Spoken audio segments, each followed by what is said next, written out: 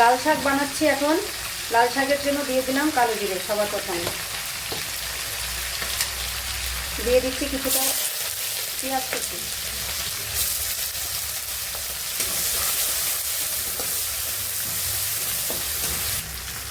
দিয়ে দিলাম 2-3 কোয়া রসুন। এবার সব ভালো করে একটু ভাজতে হবে। পেঁয়াজ রসুন ভাজা হয়ে গেছে।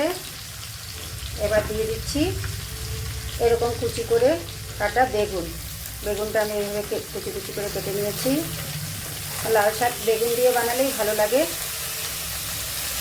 আর দিয়ে দিচ্ছি 3-4টা কাঁচা লঙ্কা, দিয়ে দিচ্ছি পরিমাণ মতো হলুদ গুঁড়ো, দিয়ে দিচ্ছি পরিমাণ মতো লবণ। লবণ হলুদটা দিয়ে আবার একটু ভালো করে নেড়ে দিতে হবে।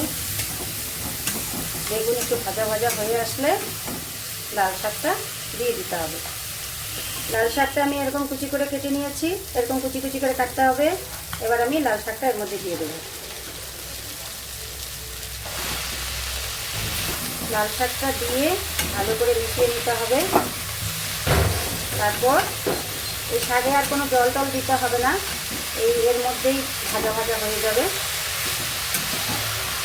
লাল শাকও তো সবাই বেশিরভাগ বানাতে পারে, কিন্তু এই ভিডিওটা অ্যাকচুয়ালি নতুন রাঁধুনিদের জন্য। যাদের সবেমাত্র বিয়ে শাদী হয়েছে, নতুন সংসার পেতেছে, তারা তো আর করতে পারে না, তো তাদের জন্য এই ভিডিওটি। ঢাকনা দিয়ে ঢেকে দিলাম।